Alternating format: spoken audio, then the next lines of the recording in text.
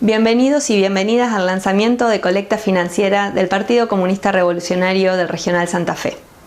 Ustedes saben que todos los años hacemos esta colecta apostando a que juntemos fondos para sostener nuestras actividades y nuestra militancia sin depender de los imperialismos y de los monopolios. Por lo tanto, los aportes que vengan de nuestro pueblo son los que van a hacer sostener nuestra política, que la entendemos necesaria, independiente económicamente, para poder ser también independientes políticamente y poder decir y hacer lo que nosotros realmente creamos justo. En este sentido, hoy hacemos el lanzamiento con una charla que nos va a dar Luciano Orellano. Luciano hoy es secretario de Finanzas y de Organización del Comité Regional Santa Fe. Además es miembro del Comité Central del Partido Comunista Revolucionario de la Argentina. Es un compañero que viene de un pueblo muy pequeño de la provincia. Con los años él pasa a ser el secretario nacional de la Juventud Comunista Revolucionaria, luego vuelve a Santa Fe para tomar estas tareas que les decía antes, y además es quien sembró en muchos de nosotros y de nosotras la necesidad de estudiar cómo esas dos grandes montañas que nos oprimen en la Argentina, que son el latifundio y la dependencia, se expresan en nuestra provincia y en particular en lo que hace al complejo agroexportador del sur de Santa Fe. En este sentido, Luciano es autor de la nota que se llama La Argentina sangra por las barrancas del Paraná, publicada hace ya varios años en la revista Política y Teoría, que tiene difusión nacional. Las invitamos a que escuchen esta charla, donde Luciano nos brinda un montón de herramientas, no solo para entender el complejo agroexportador de la región, sino también para que podamos discutir cuál es nuestro rol como partido, como comunistas, pero también el rol del pueblo argentino para tener en este mundo que hoy está en disputa una salida a favor del pueblo.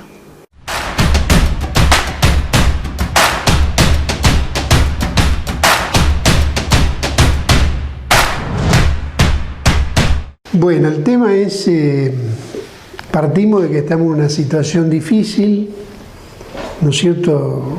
Un momento muy difícil para la humanidad, para el mundo entero, partiendo de que hay un fantasma que recorre el mundo, un enemigo invisible, y lo más grave de esa situación tiene que ver con que no se conoce el origen y no está clara, digamos, no tenemos la vacuna.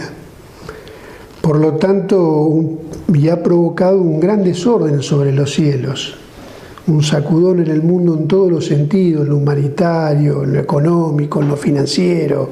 Y como bien decía antes, a partir de ahí, de que no está la vacuna y no está claro el origen, se produce una situación de incertidumbre, porque el punto sería de que no está claro cuándo esto va a terminar, si se va a reproducir o no, es decir, una situación abierta. Frente a esa situación, digamos, la lucha contra la pandemia, hemos visto médicos, enfermeros, trabajadores de la salud, la solidaridad de las organizaciones sociales. Hemos visto, esos casos testigos, como fue que nos sacudió a todos, que fue lo de Ramona, de la Villa 31, una compañera de lo más humilde, de un barrio, de un asentamiento, donde durante semanas la vimos pelear contra la pandemia, ¿no es cierto? Y que entregaron la vida. O sea, acá hay una frente, digamos, hemos visto lo mejor de lo humano, del género humano, que frente a la lucha de la pandemia dio todo y muchos dieron hasta la vida. Son las cosas que a uno le da esperanza, ¿no? Optimismo de cambiar una realidad que es bastante complicada. Y por el otro lado hemos visto lo peor, lo más ajeno a lo humano, el desprecio a la vida, contar de a miles los muertos y frente a eso una indiferencia o desprecio diciendo que no a la cuarentena. Lo hemos visto en Inglaterra, lo hemos visto en Donald Trump, lo hemos visto con Bolsonaro. Y aquí en la Argentina ha tenido una expresión con lo de Macri, ¿no? Y todo ese grupo y las declaraciones que han hecho. Hemos visto lo peor en los Techín. Bueno, para tener una idea, digo, cuando hablamos de Techín estamos hablando de un grupo que ha tenido una facturación de 9.200 millones de dólares. Es muy difícil para el 90% de la población poder representarse de qué dinero estamos hablando, ¿no? Pero es una cifra imposible de representarla. O por ejemplo los bancos han tenido una ganancia de 470 millones de dólares. Para lo que está el día a día, con esa familia que no sabe qué va a comer a la noche, es muy difícil representarte, ¿no es cierto?, estos tipos los que han ganado, y ni hablar los puertos han tenido una facturación de 30.000 millones de dólares, ¿no es cierto? Son los que administran la cosecha y esos tipos son los que se han negado a pagar un impuesto de emergencia. Por un lado, la solidaridad de dar no tener, de lo que no tenés, de dar la vida. Acá se fue la vida de los médicos, enfermeros, acá se compartió el plato de comida, acá se compartió todo. Frente a eso, tenemos esta basura, esta mugre, esta lacra, y se han negado a pagar un impuesto de emergencia, ¿no? Y eso es lo que banca, ¿no es cierto?, lo que ha bancado los Bullrich, Macri, toda esa banda, ¿no es cierto?, que no han dejado una deuda por 86.000 millones de dólares, ¿no es cierto? Bueno, esa es la situación que nosotros tenemos. Eso es lo que quería plantear por un lado, ¿no es cierto?, lo mejor y lo peor, ¿no? Ese es el mundo que nos ha quedado. Y el otro gran tema son las consecuencias. Yo entiendo que las consecuencias están por verse, hay que ver qué es lo que va a pasar, ¿no es cierto? Si nosotros tomamos, si el mundo no va a ser igual, si nosotros tomamos algunos datos que plantea la OIT está planteando de que va a haber 300 millones en el mundo que van a perder su empleo o lo están perdiendo. Por otro lado, hablan de cifras de 437 millones de empresas en esto, 437 millones de empresas en el mundo que van a quebrar, ¿no? Y eso va desde la Renault, lo que estamos viendo, a una masa de pequeño comercio, pequeña industria, ¿no? Eso es una situación, y de 2.000 millones de trabajadores informales, lo que se llamaría en parte, ¿por qué no?, la economía del descarte, eso que no se saben cuánto ganan, pero de distinta forma componen un salario, ¿no? Van a perder el 60% del poder adquisitivo. Y lo más grave de esto es que para tener una representación de que el mundo no va a ser igual, tengan en cuenta que la principal superpotencia económica, política y mundial, ¿no es cierto?, y de todas las mercancías que circulan en el mundo, la más importante es el petróleo. Y el petróleo, hubo un día donde el petróleo, ya no es que cuánto valía, no, valía menos cero. O sea, te pagaban para que vos le lleves el petróleo.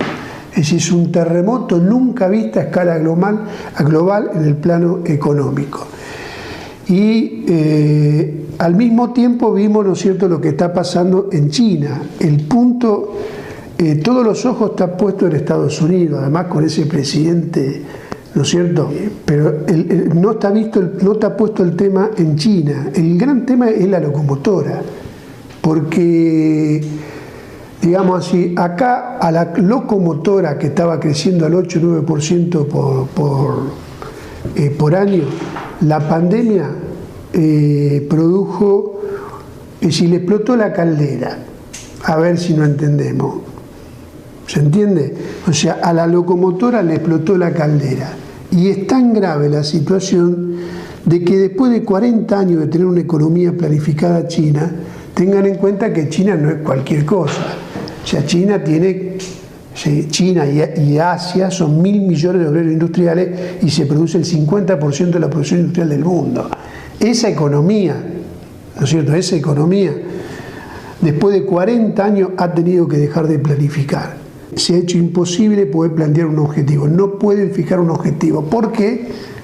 No pueden fijar un objetivo porque no se sabe cuál es la oferta, cuál es la demanda, y por lo tanto, si no se sabe la oferta y la demanda, menos aún se van a saber los precios de las cosas, ¿no? ¿Esto qué tiene que ver con la Argentina?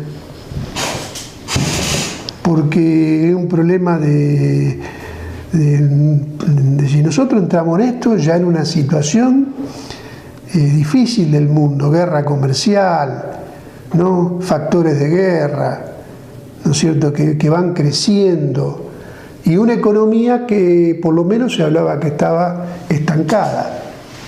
Si uno ve en términos económicos, hay 4 fases de la economía. Es decir, crecimiento, estancamiento, recesión, contracción. El mundo está en una contracción económica.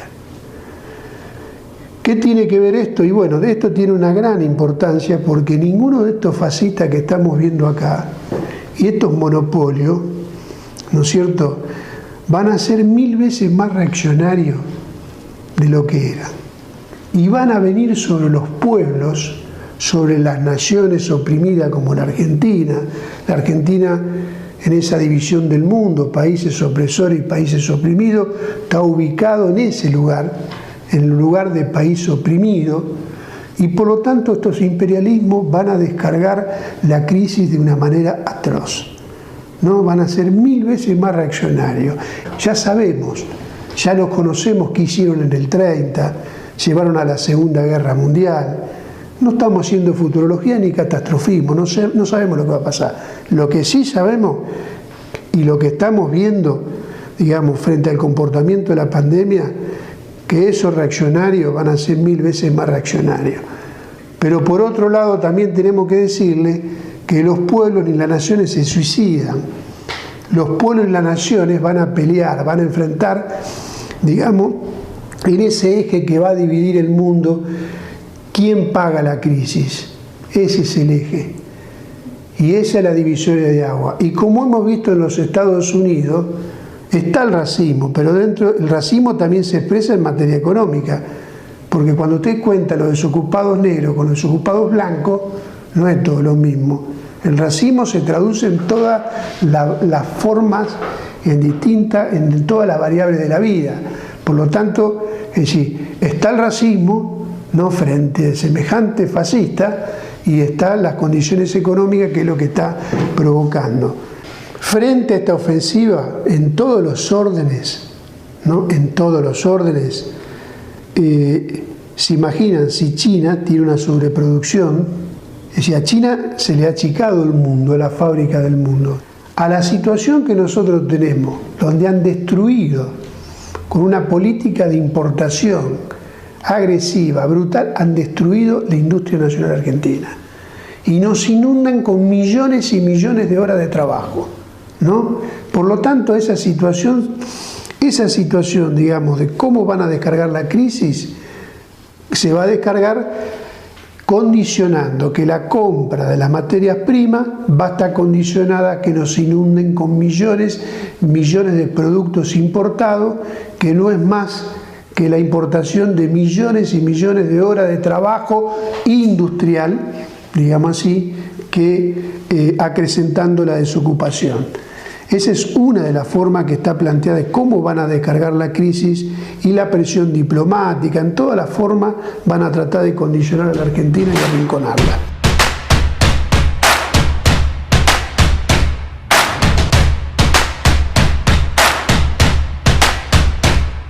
El otro tema es el tema, que hoy estamos transitando, el tema de Vicentín.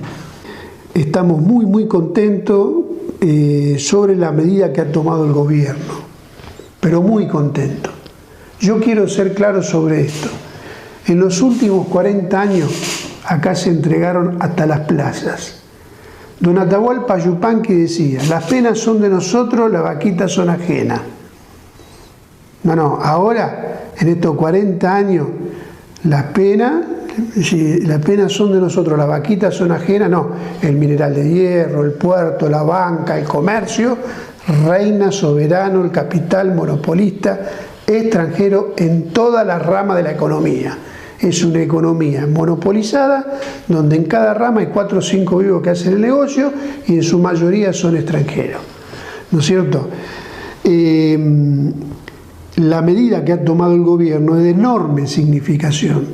¿Por qué? Y porque después de 40 años donde entregaron los puertos, donde la Argentina entregó la llave, si Argentina entregó la llave del país, se la entregó a empresas extranjeras, ¿no es cierto? Pero no es solo que entregó la llave, le entregaron la billetera,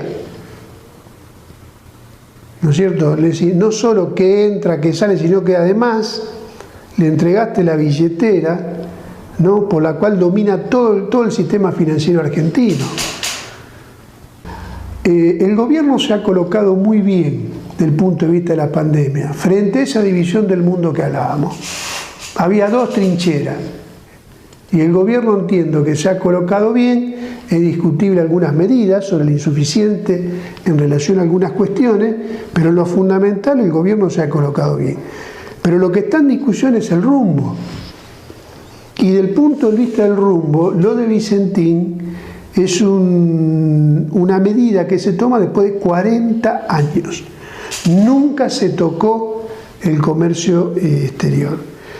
Entiendo que la medida concreta de, ¿no es cierto?, de intervención y la expropiación, entiendo que eso es una medida extraordinaria, muy buena, y por lo tanto la intervención del Estado garantiza la fuente de laburo de los 6.000 trabajadores. Ese es el punto 1, ¿no es cierto? El punto 2 es el tema de los chacareros, ¿no es cierto? Porque acá hay 350 millones de dólares dentro de la deuda que involucra a los pequeños y medianos chacareros. Ya en el censo dieron que había, no sé, miles y miles de chacareros desaparecieron. ¿Te imaginas cuánto más van a desaparecer si no cobra la deuda que le detiene Vicentín? ¿No? Y hay que estar vigilante porque todo el mundo se quiere quedar con esa empresa. Por lo tanto, nosotros tenemos que defender a los obreros, los chacareros, el Banco Nación, ¿no es cierto?, lo que le deudan al Estado, y que no se la quede ninguna empresa extranjera. Lo más significativo de esta medida es que ha puesto al desnudo de que el comercio exterior está en manos extranjeras. ¿De quién está? Está en manos de COFCO, una empresa china, está en manos de Bunge, ¿no es cierto?, que es una empresa norteamericana, está en manos de Dreyfus, que también es una empresa francesa, está en manos de la Glencore. Estas empresas, los suizos, los franceses, la Cargill, Bunge, los Estados Unidos, tienen el control, se podría decir, en los hechos total del comercio exterior. Yo quiero decir esto porque hay gente que ha salido a la calle y no entiendo qué defiende. ¿Usted está de acuerdo que el comercio exterior esté en manos extranjeras?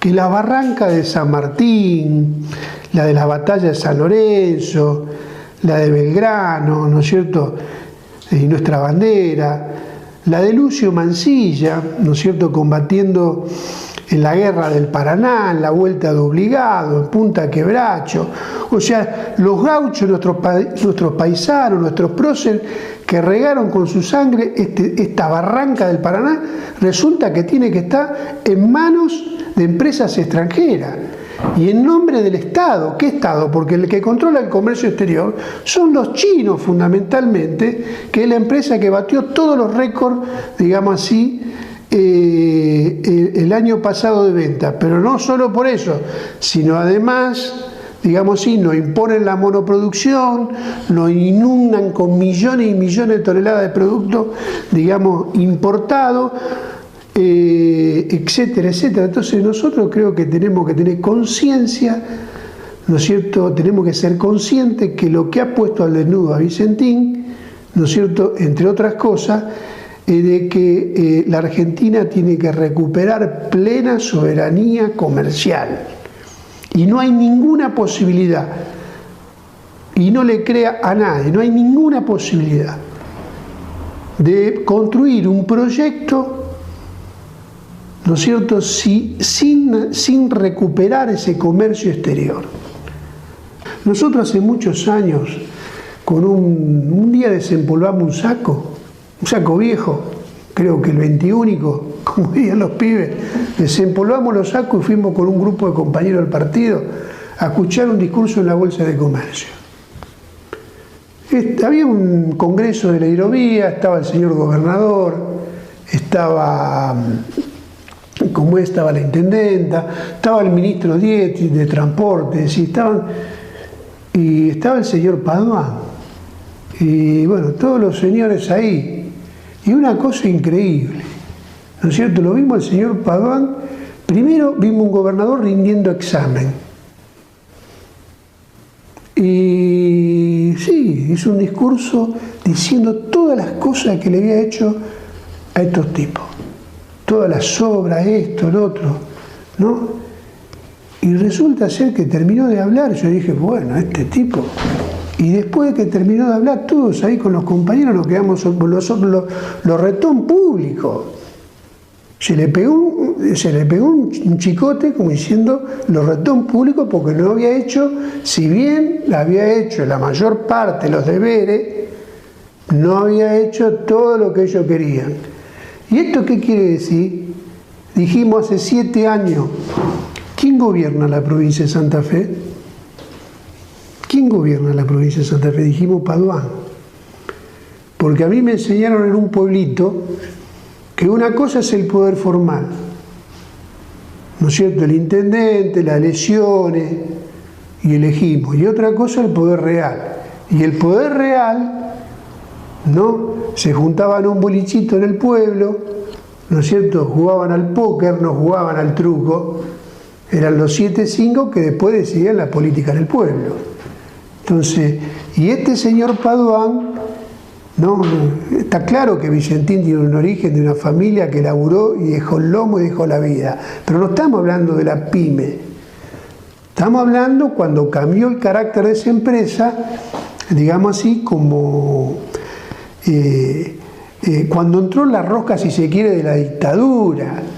Estos tipos se hicieron millonarios con la sangre incluso de los obreros, pues estos muchachos hace rato que dejaron de ser lo que son, ¿no?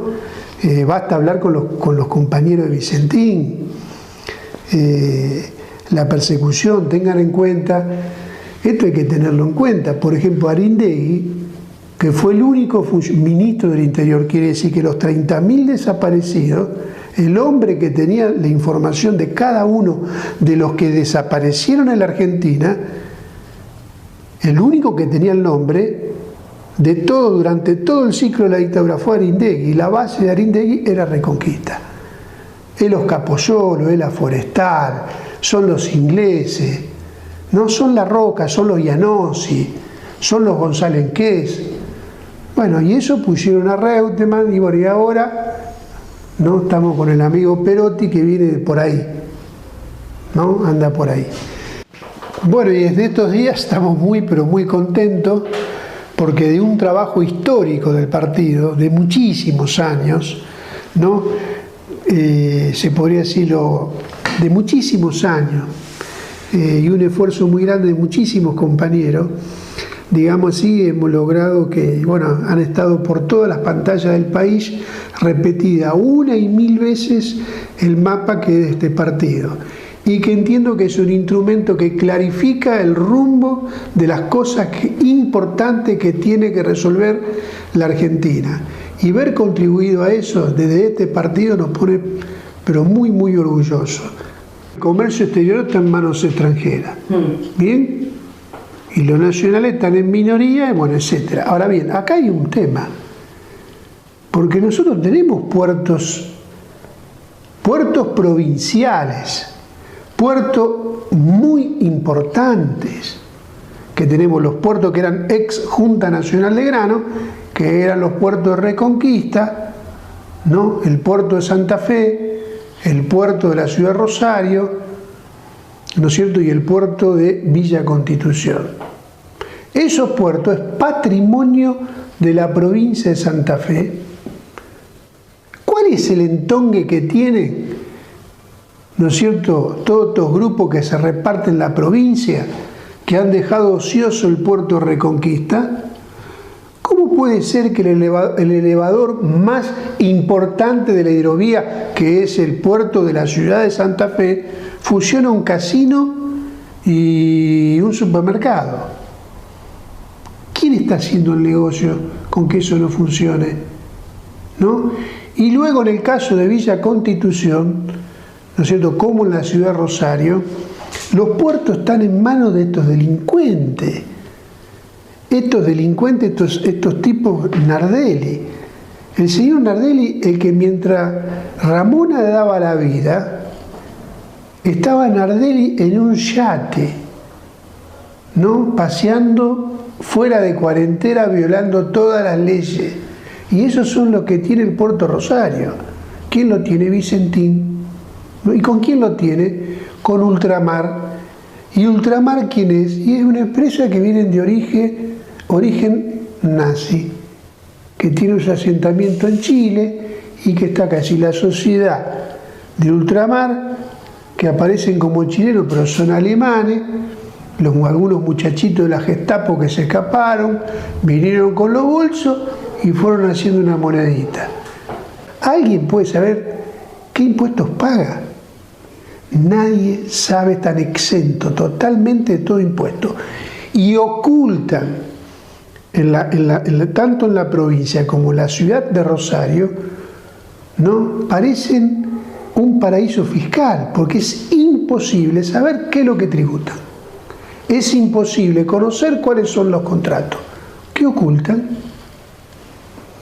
Entonces, no hay que expropiar a nadie, hay que ejercer la soberanía provincial, ¿no es cierto?, y recuperar esos puertos, ¿no?, administrarlo, ¿no? Y eso también es una fuente de laburo. Hay que tener en cuenta que el puerto de Rosario es uno de los puertos más importantes de toda la hidrovía. ¿Cómo se mide la importancia de un puerto? La importancia de un puerto se mide por el muelle, en primer lugar. No hay ningún puerto, ni el de Montevideo, ni el de Buenos Aires, ningún puerto de la hidrovía que tenga 1.600 metros de muelle. Eso que implica que usted puede tener 8 barcos en formación para cargarlo. Renova, Cargill, ninguno tiene ese puerto, ninguno tiene ese muelle. Además, para eso tenemos que ejercer la soberanía. Si no ejercemos la soberanía, y bueno, van a seguir comiendo mejor los ratones, ¿no es cierto?, el alimento que se tira del cereal de los puertos, que nuestros hijos, los hijos de esta patria, de este suelo. Por lo tanto, nosotros tenemos que modificar esas cuestiones. No hay que expropiar a nadie. ¿Podemos recuperar lo nuestro? Sería una pregunta. La otra pregunta, bueno, la provincia de Santa Fe. Porque la provincia de Santa Fe, digamos, si le arrancaron con la mano el corazón, porque no hay posibilidad de ningún proyecto de desarrollo si usted no tiene un banco.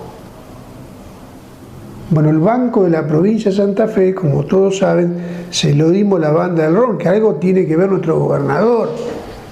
Bueno, nosotros creo que si creamos esto acá, lo hacemos y creamos un banco en la provincia de Santa Fe que tenga como fin no la usura, la timba, ¿no?, sino que tenga como fin el desarrollo, ¿no es cierto?, el desarrollo, un proyecto para la provincia de Santa Fe, que actúe como palanca para ese proyecto industrial que necesitamos los santafesinos. Una Santa Fe ferro, portuaria, industrial, científica, obrera, ¿no es cierto?, con miles de pymes, comercio, un mercado interno, es decir, un proyecto en todos los campos.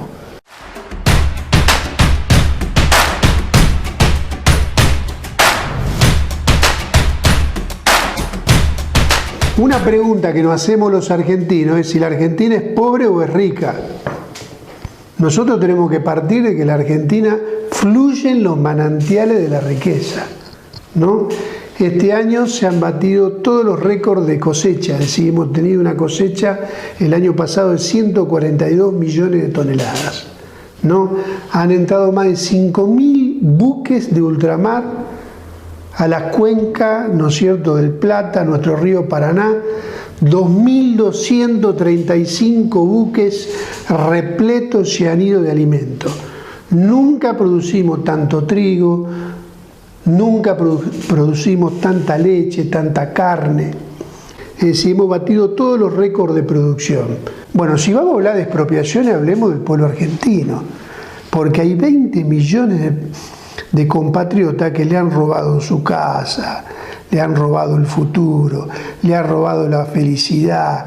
Es decir, le han robado, es decir, es un pueblo argentino durante 30, 40 años que lo han expropiado y lo siguen expropiando, y por lo tanto, si vamos a hablar de expropiaciones, hablemos de los sufrimientos. En estos días pasaron las estadísticas donde aparecen, es decir, los hijos de esta patria, los niños, decía, aparece un informe donde se están batiendo todos los récords de pibes desnutridos, malnutridos. Entonces, si vamos a hablar de expropiaciones, hablemos de las expropiaciones, de los que le sacaron su vivienda, los que se tuvieron que ir del interior y venir a las ciudades, a los asentamientos irregulares. Hablemos de la juventud que le han robado la posibilidad de un futuro, hablemos de lo que le han robado la posibilidad de trabajar, desarrollarse, etc.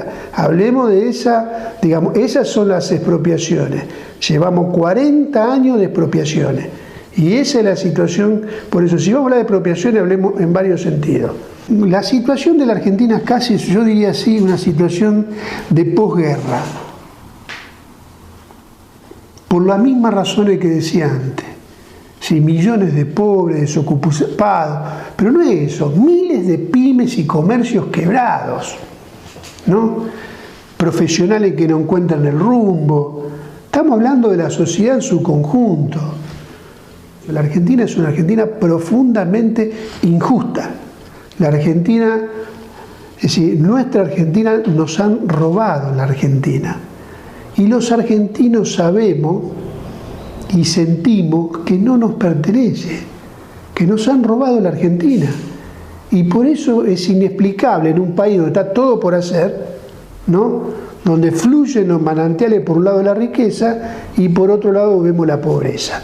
Entonces, es una situación que duele hasta los huesos. Además de la coyuntura, además de estar en las emergencias, tenemos que plantearnos hay un tema de rumbo, de cómo salimos nosotros de esta situación. Vale decir una cuestión, la Argentina no fue siempre así, hubo otra Argentina, otra Santa Fe hubo. Nosotros en la ciudad de Santa Fe, en nuestra querida provincia de Santa Fe, hubo una ciudad que era portuaria, industrial, científica, obrera, de plena ocupación, de un mar de pequeño comercio, ¿no es cierto?, de industria nacional, ¿no? Estaban, y además hacia el interior, los talleres de Laguna Paiva, bueno, Rafaela, San Cristóbal, es decir, acá una Santa Fe y el puerto. Entonces, nosotros pudimos hacer eso, y la Rosario lo mismo, ¿no es cierto? Rosario, sí, hubo una Argentina que tuvo eso, y que es posible que nosotros podamos, tenemos que volver a ese lugar que hemos perdido, ese sería el desafío que tenemos. Por lo tanto, tenemos que hacer una convocatoria amplia, tomar lo mejor de nuestra historia, tomar lo mejor de lo que hacemos hoy, ¿no es cierto? Tenemos que convocar lo mejor de las corrientes políticas, ¿no? Tenemos que convocar lo mejor de los científicos, intelectuales, ¿no es cierto? Y sobre todo los trabajadores, los desocupados, ¿no?, que son los que tienen el problema. Es decir, ¿cómo hacemos una convocatoria amplia para discutir la nueva Argentina industrial? Argentina necesita industrializarse. Es decir, ¿cómo salimos de la pandemia? ¿Con 3 millones más desocupados? ¿O vamos a un proceso donde pongamos en cuestión, ¿no es cierto?, cómo podemos crear 5 millones de puestos de trabajo? ¿No? Tenemos que industrializar la Argentina, ¿no es cierto? Y es totalmente posible. Lo primero que hay que saber, o sea, lo primero que tiene que saber es que la cosecha las transportan barcos extranjeros. Y hay 5.000 barcos que todos los años, buques de ultramar, además de las barcazas, remolcadores, ¿no es cierto?, todo el transporte fluvial, marítimo, en el 98% todo ese flete es extranjero.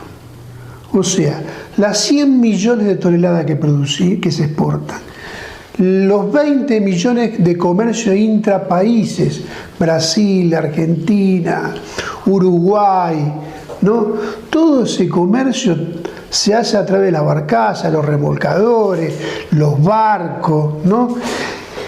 Y eso se hace si nosotros hemos perdido nuestra marina mercante, ¿no?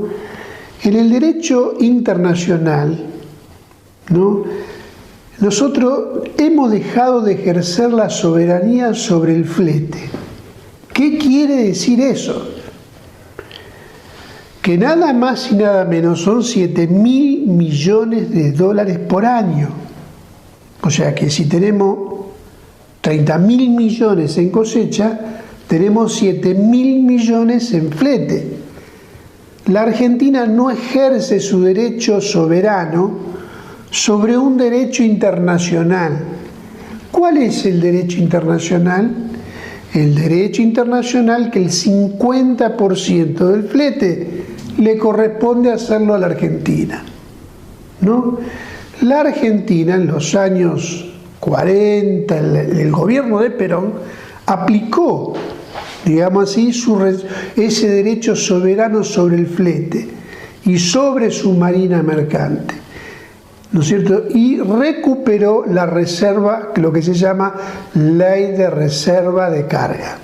Sí, son cosas que se hicieron en la Argentina.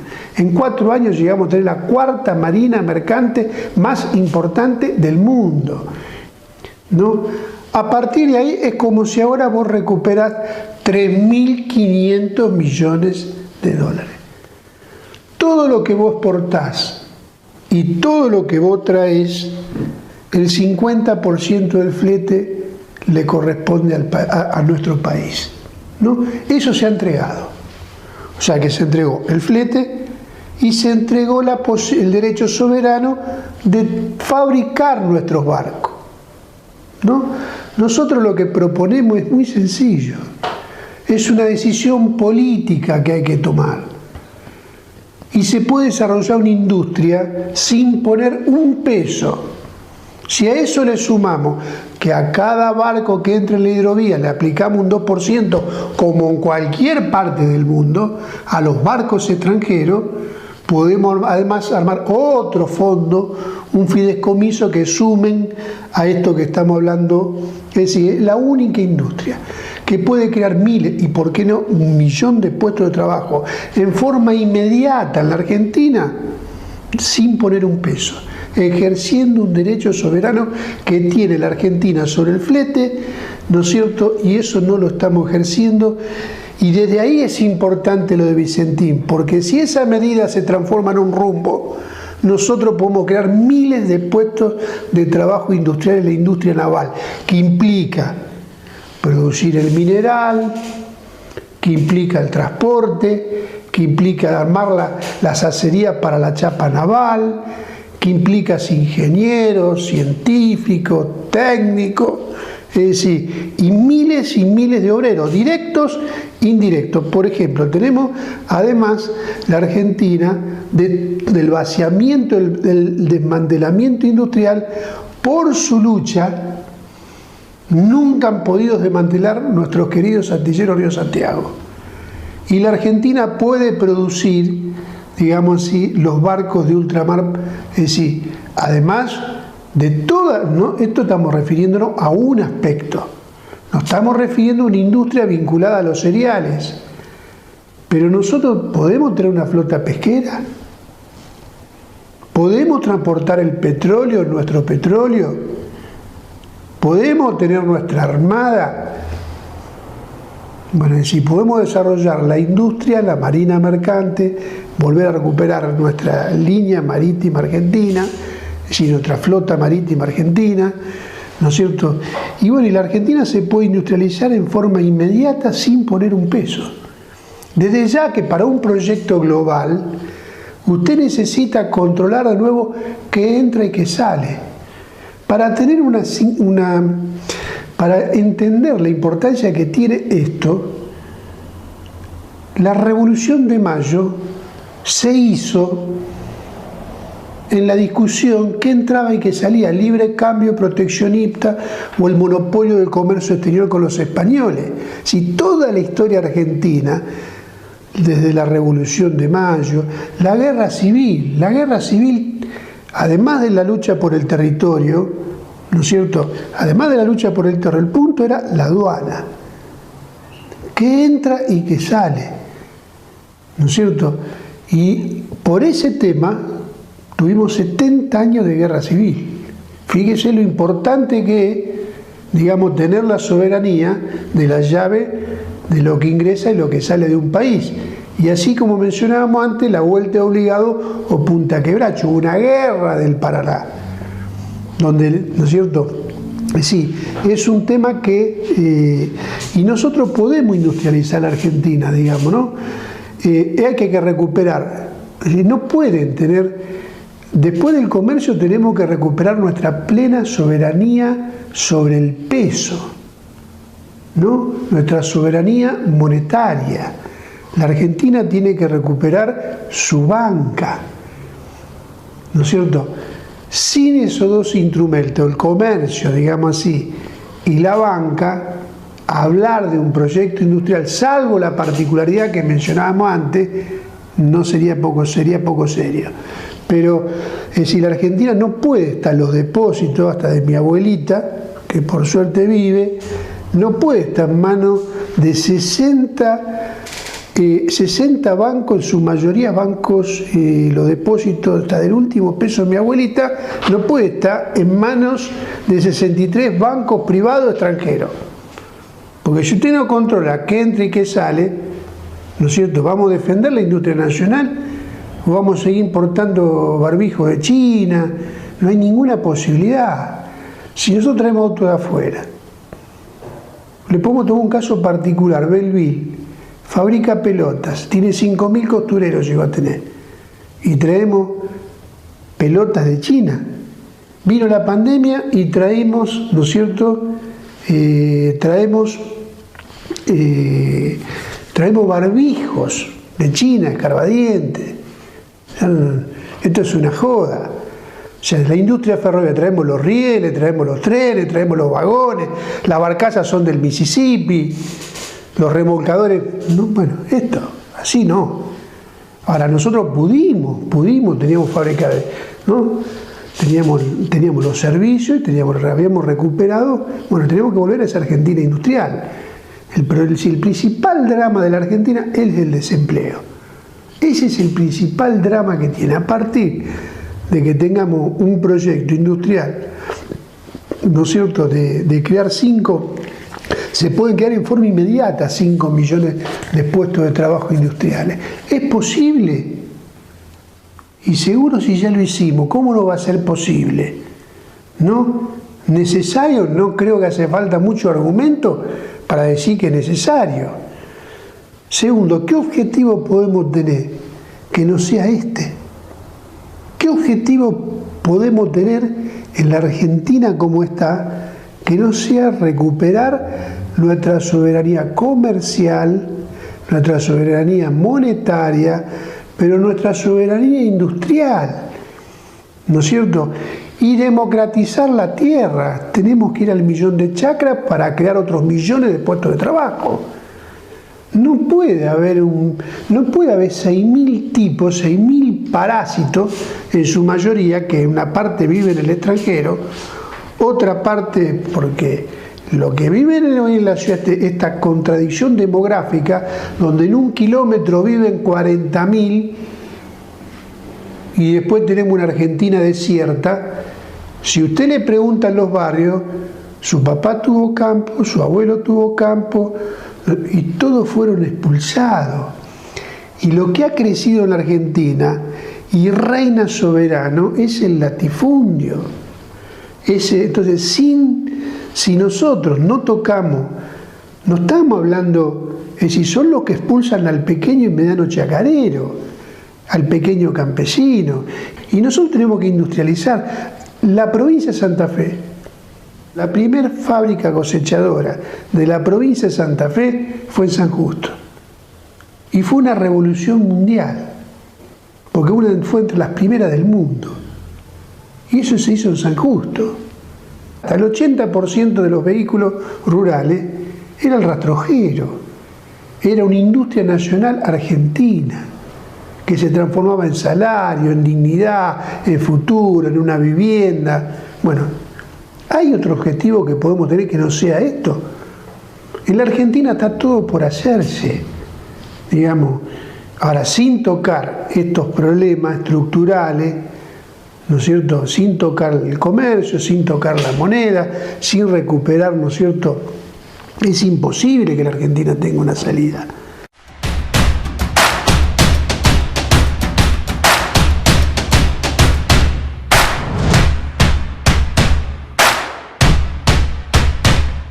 Si hay algo que aprender de Belgrano, que el proyecto de país no se delega. Que los argentinos, hasta el último argentino, tenemos que pensar en la nueva Argentina que queremos. Belgrano tenía claro ese objetivo. Soñaba con un país, ¿no? Tenía un proyecto y la pensó y lo jugó. A partir de ahí se hizo economista, se hizo soldado, periodista, y planteó en todos los planos, en la tierra, en la marina mercante, tenía un proyecto.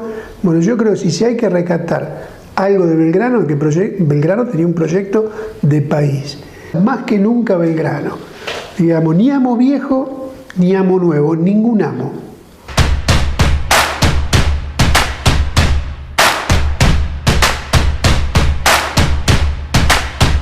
Entiendo que vamos a grande acontecimiento, el mundo va a grande acontecimiento. No es un problema de futurología, es un problema que estamos viendo todos los días, que están pasando acontecimientos y que van a pasar cosas inimaginables. Tan inimaginables que hoy estamos discutiendo la expropiación de Vicentín. Porque pensado desde antes de la pandemia, es decir, se están planteando cosas, la situación en Estados Unidos, podemos tomar una cantidad de ejemplos, ¿no?, donde vamos a un mundo donde van a pasar cosas inimaginables, en un sentido y en otro. Del punto de vista de los objetivos que nosotros tenemos, digamos, se hace más imprescindible que nunca fortalecer el partido. El partido no es un partido, no lo pensamos en sí mismo, tiene que ser un instrumento, ¿no es cierto?, una herramienta para las grandes masas, como hoy lo estamos haciendo. Y son miles y miles de nuestros pibes, de los chicos universitarios, de nuestras mujeres y compañeras de la corriente clasista y combativa, digamos, las grandes tareas solidarias de profesionales, médicos, digamos que la labor del partido, hemos visto los compañeros, sus dirigentes arreglando los hospitales, ha habido un despliegue de todo el partido, dejando todo en un barrio, en una olla, en todos los ámbitos, digamos, en la lucha en fortalecer las organizaciones de masa donde nosotros estamos, en la lucha contra la pandemia, en los barrios, en la fábrica, junto a los profesionales, en el movimiento de mujeres, en los pueblos originarios, en los foros patrióticos, todas las causas que nosotros, organizaciones y causas del movimiento de masa donde participa nuestro partido, y es imprescindible fortalecerla. Esa herramienta tiene que tener plena, digamos, soberanía política. Ahora, si acá te pagan, como pasó, como hemos visto con Macri, que le pagaba la campaña, bueno, los partidos se alquilan, hay partidos que se alquilan, personerías que se alquilan, candidatos que se alquilan. El PCR no. El PCR tiene el orgullo, ¿no es cierto?, es un partido que se autosostiene, que sirve al pueblo de todo corazón, como lo hemos visto en la pandemia. Desde ahí, digamos, tenemos el orgullo de tener 50 años, que es uno de los pocos partidos que no se alquila ni se vende. Es uno de los pocos partidos que hace colecta, porque a nosotros no nos banca nadie, no nos banca ni una superpotencia, ni una potencia, ni un monopolio. En este partido reina soberana la autonomía económica y su independencia política, que es la primera condición que tiene que tener cualquier instrumento para poder liberar al pueblo. Y nosotros necesitamos tener un partido fuerte, las masas necesitan, ¿no es cierto?, las masas necesitan ese instrumento, lo hemos visto en la pandemia, lo vemos en los movimientos de mujeres, lo vemos en el movimiento desocupado, lo vemos en el movimiento obrero, vemos el papel que juega el partido, y bueno, y eso desde ahí le pedimos, en esta campaña financiera, le pedimos el aporte a todos los amigos, ¿no es cierto?, para fortalecer este instrumento imprescindible que nos permita avanzar con los ideales de Belgrano. El proyecto de la nueva Argentina que nosotros queremos, no lo delegamos.